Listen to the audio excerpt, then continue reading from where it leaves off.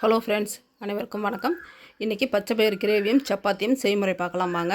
இப்போ பச்சை பருப்பு ஒரு 150 கிராம் அளவுக்கு எடுத்துருக்கேங்க. அதை வானலில் போட்டு நல்லா வறுத்து எடுத்துக்கிறேன். நல்லா நம்மளுக்கு வாசனை வரும், அந்த அளவுக்கு நல்லா வறுத்து எடுத்துக்கோங்க. பாருங்கள், கொஞ்சம் செவந்தும் நல்லா வாசனையும் வந்துடுச்சு. இப்போ அதை எடுத்துகிட்டு நல்லா 3 தண்ணி ஊற்றி நல்லா கழுவி எடுத்துகிட்டு ஒரு குக்கரில் போட்டுட்டேன்.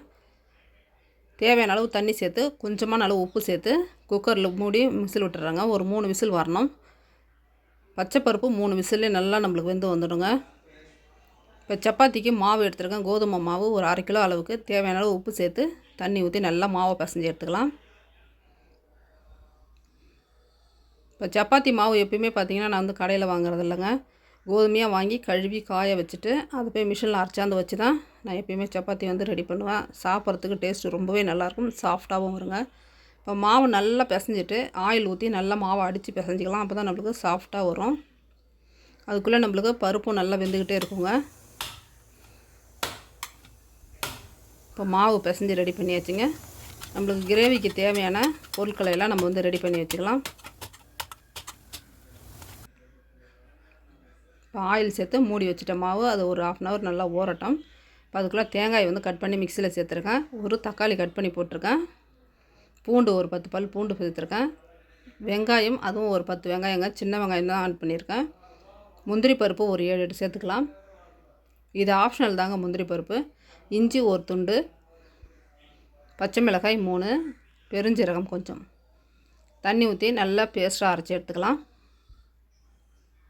பாருங்கள், இந்த அளவுக்கு நல்லா மையாக அரைச்சி எடுத்துக்கணும்.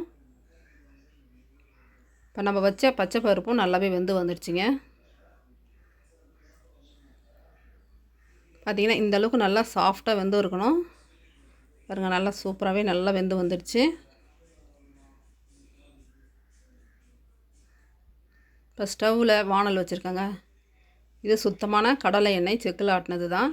ஒரு 50 ml வரைக்கும் சேர்த்துருக்கேன். 1 ஸ்பூன் நெய் சேர்த்துருக்கேன். இப்போ கறி மசாலா ஜாமான் ஃபுல்லாக போட்டு நல்லா பொரியட்டுங்க. இப்போ அது நல்லாவே பொரிஞ்சிடுச்சு. இப்போ நம்ம அரைச்சி வச்ச பேஸ்ட் அதில் சேர்த்து நல்லா கலந்து விட்டுக்கலாம்.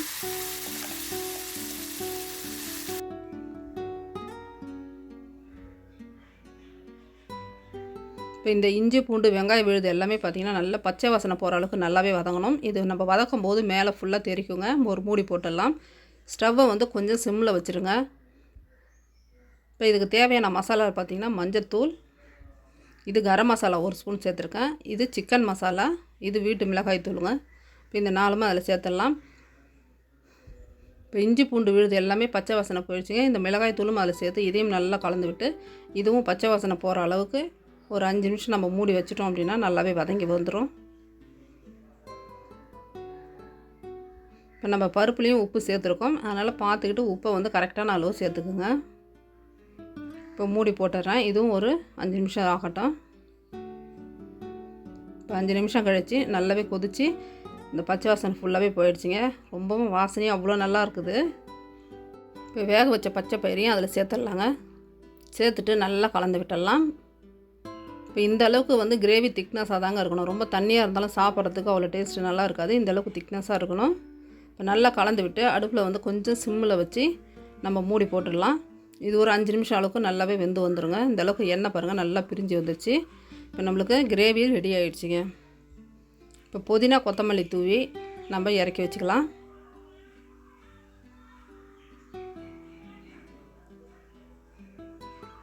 ரொம்பவே டேஸ்டியான பச்சைப்பயிறு கிரேவி ரெடி ஆகிடுச்சிங்க. இது பூரிக்கும் ரொம்பவே நல்லாயிருக்கும், சப்பாத்திக்கும் நல்லாயிருக்கும், தோசைக்கு ரொம்பவே டேஸ்டியாக இருக்குங்க. இட்லிக்கு அந்தளவுக்கு சரியாக இருக்காது. இப்போ கிரேவி ரெடி ஆகிடுச்சிங்க. எடுத்து வச்சுட்டு அடுத்தது சப்பாத்தி நம்ம போட்டு எடுத்துக்கலாம். இப்போ மாவு பார்த்திங்கன்னா இந்த கிரேவி ரெடி பண்ணுறதுக்குள்ளே நல்லாவே ஊறி நல்லா சாஃப்டாக ஆகிடுச்சிங்க.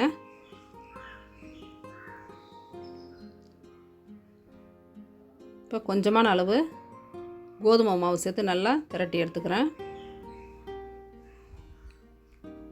எப்போவுமே ரவுண்டு ஷேப்லேயே சப்பாத்தி போடுறோம். இப்போ கொஞ்சமாக ஸ்கொயர் ஷேப்பில் போட்டு கொடுங்க அப்படின்னு சொல்லி பசங்க கேட்டதுனால அவங்க ஆசைக்காக ஸ்கொயர் ஷேப்பில் போட்டு எடுத்தேன்.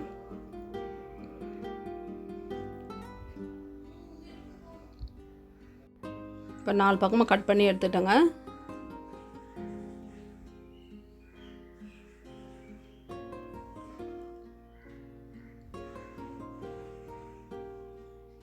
சூப்பரான ஸ்கொயர் ஷேப்பில் சப்பாத்தி ரெடி ஆகிடுச்சிங்க. நாம் எப்படி வேணாலும் சாப்பிட்டுக்கலாம், பசங்க ஆசைப்படுறாங்க அப்படின்றதுனால தான் இந்த மாதிரி செய்து கொடுத்தேன். எல்லாருமே பெரிய பசங்க தான், அவங்க ஆசைப்பட்டாலும் சரி நம்ம கேட்குறாங்களே அப்படின்றதுக்காக அவங்களுக்கு நான் ரெடி பண்ணி கொடுத்தாங்க. வேறு யார்கிட்ட போய் இந்த அளவுக்கு நம்ம உரிமையாக இதை செய்து கொடுங்க நம்ம கேட்க முடியாது இல்லையா? அதனால் நம்ம பசங்க நம்மக்கிட்ட தான் கேட்பாங்க. அவங்க ஆசைப்பட்ட மாதிரி செய்து கொடுக்குறது ஒன்றும் தப்பு இல்லை. அவங்க ஆசைப்பட்டு கேட்டதுனால இந்த ஸ்கொயர் ஷேப்பில் நான் ரெடி பண்ணி கொடுத்தேன்.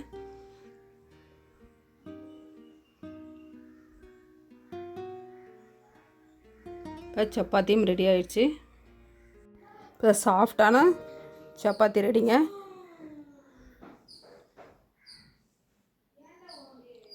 சப்பாத்திக்கும் பச்சை பயிர் கிரேவிக்கும் டேஸ்ட்டு ரொம்பவே நல்லா இருந்துச்சுங்க. நம்ம இஞ்சி பூண்டுலாம் போட்டிருக்குறோம். நல்லா நம்மளுக்கு சிக்கன் குழம்பு டேஸ்ட்டுக்கும் அவ்வளோ நல்லா இருந்துச்சு.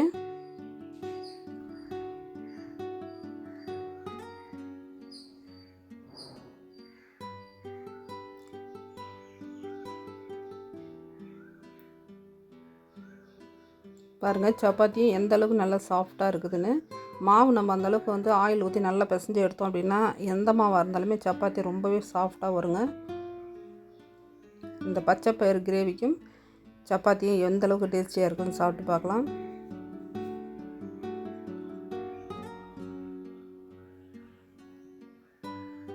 நல்லா சூப்பரான டேஸ்ட்டு இருந்துச்சுங்க. ரொம்பவே நல்லா இருந்தது. நீங்களும் கண்டிப்பாக ட்ரை பண்ணி பாருங்கள். இந்த வீடியோ எல்லாருக்கும் பிடிச்சிருக்கும்னு நினைக்கிறேன். பிடிச்சிருந்தால் லைக் பண்ணி சப்ஸ்கிரைப் பண்ணுங்கள். தேங்க்யூ.